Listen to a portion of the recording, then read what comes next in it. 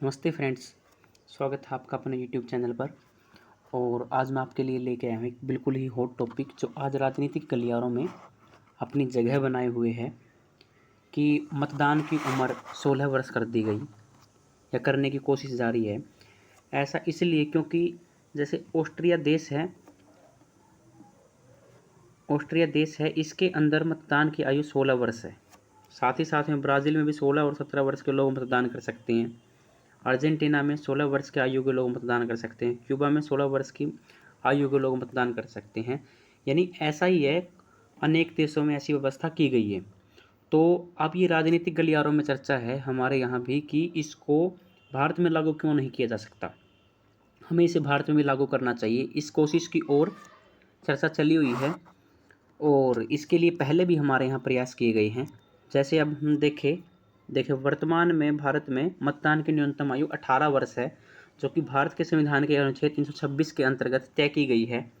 मूल रूप से जब 1950 में आपका संविधान लागू हुआ तब मतदान की आयु मात्र 21 वर्ष थी और 61वें संविधान संशोधन के द्वारा 61st कॉन्स्टिट्यूशनल अमेंडमेंट के द्वारा 1988 में इसे घटा करके 21 वर्ष से 18 वर्ष कर दिया गया।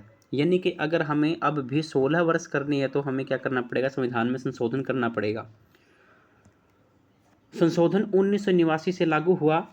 कोई भी नागरिक जिसकी आयु 18 वर्ष से ऊपर मतदान कर सकता है। जैसे अनुच्छेद 326 आपका जो मतदान के अधिकार से संबंधित है, वो क्या कहता है कि लोकसभा और राज्य विधानसभाओं के चुनाव सार्वभौमिक वयस्क मताधिकार के आधार पर होंगे।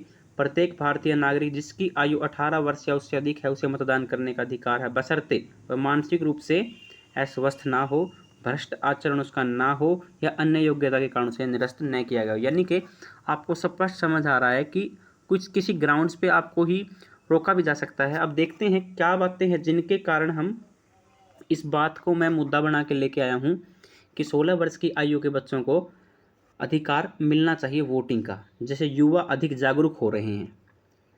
आज का मुद्दा जो आज का 16 वर्षीय युवा है, इंटरनेट, मीडिया, शिक्षा के माध्यम से राजनीति, अर्थव्यवस्था, समाज से जुड़े मुद्दों के बारे में जानकारी प्राप्त रखता है।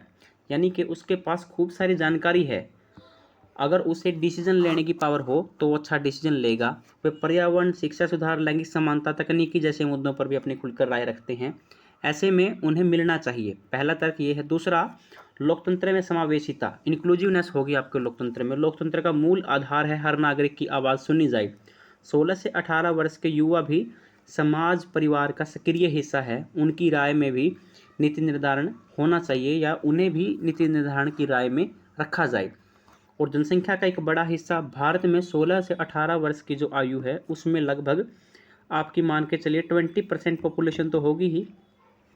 तो 20 नहीं तो कम से कम 10% होगी। तो उसमें हमें इनको अधिकार देना चाहिए 16 वर्ष से 18 वर्ष की आयु के बीच वालों को, बच्चों को भी या किशोरों को भी। उन्हें मतदान का अधिकार देने से राजनीतिक भागीदारी बढ़ेगी और लोकतांत्रिक आपका मजबूत होगा। दुनिया के उदाहरण हैं, जैसे मैंने अभी बताया 16 वर्ष के लोग वहाँ मतदान कर रहे हैं। 16 वर्ष की आयु के अगर किशोर वहाँ वोट डाल सकते हैं तो हमारे यहाँ क्यों नहीं। युवा मुद्दों में प्राथमिकता है उनके यहाँ। जैसे देखिए, शिक्षा की गुणवत्ता है, प्रतियोगिता परीक्षा की पारदर्शिता है, रोजगार, तकनीकी अवसरों की समस्या प्रमुख होती है। यदि उन्हें मतदान करने का अधिकार होगा तो राजनीतिक जो दल है उनके मुद्दों को गंभीरता से लेंगे।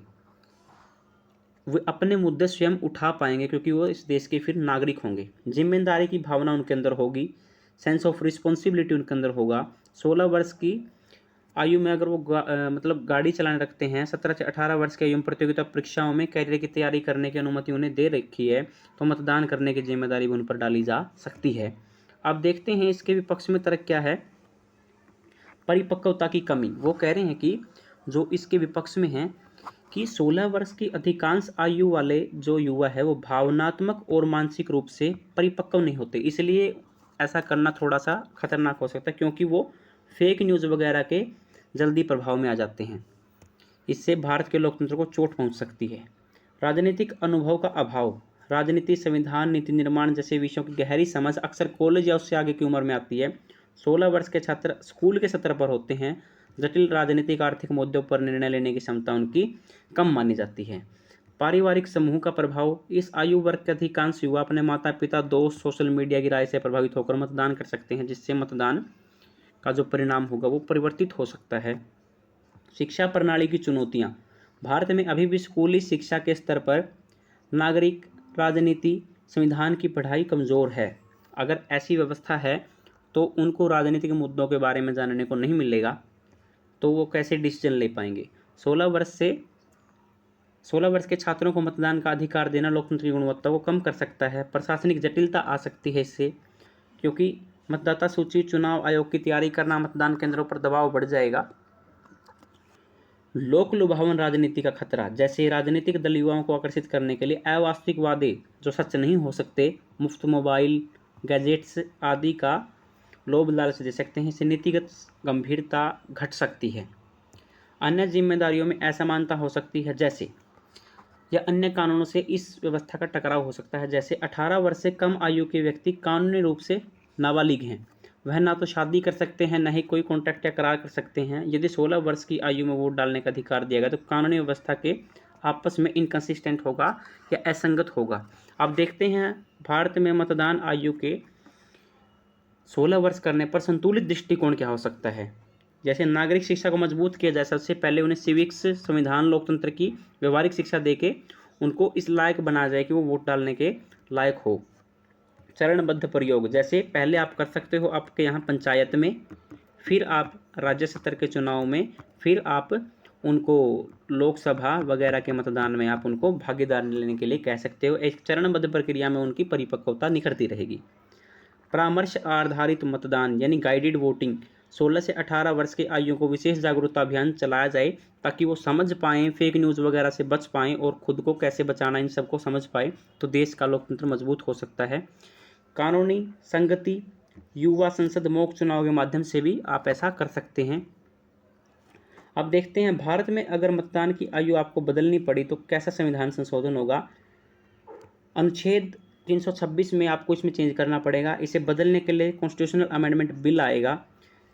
61वां संविधान संशोधन, जैसे 18 वर्ष आपकी आयु की गई थी, ठीक वैसे ही संविधान संशोधन विधेयक पेश किया जाएगा। लोकसभा में या राज्यसभा में कोई भी सदस्य सरकार का पेश कर सकता है इसे स्पष्ट रूप से अनुच्छेद 326 में 18 की जगह बदलकर आपने 16 लिखना पड़ेगा।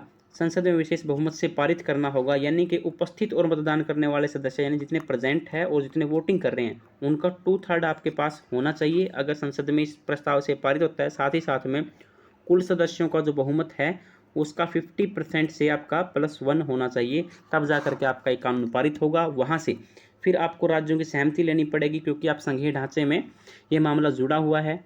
14 राज्यों की कम से कम आपको सहमति चाहिएगी। राष्ट्रपति की स्वीकृति के बाद यह कानून बन जाएगा और आपकी जो वोटिंग की एज है वो 16 ईयर्स हो जाएगी। अब देखते हैं चुनाव आयोग की इसमें क्या भूमिका होगी। वो एपिक कार्ड जारी कर देगा 16-17 वर्ष के आयु के नागरिक के जितने भी बच्चे हैं, जो किशोर है, अब वो 16 वर्ष के नागरिक हो जाएंगे हमारे यहाँ। ये नई मतदाता सूची का आप समझ सकते हो मैं क्या कहना इसमें चाह रहा हूँ। तो आज हमारा ये था हॉट टॉपिक। उम्मीद है कि आपको ये समझ में आया होगा।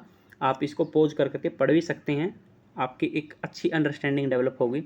हमारे चैनल को शेयर करें, सब्सक्राइब करें, और तभी आपकी तरफ से हमें अगर सपोर्ट मिलेगा तो हम ऐसे ही कुछ ज्वलंत मुद्दे, आपके हितों के मुद्दे लेके आएंगे। और आपकी इस पे क्या राय है कि वोटिंग की एज 16 ईयर्स होनी चाहिए या नहीं होनी चाहिए, कमेंट करके ज़रूर बताएं। धन्यवाद।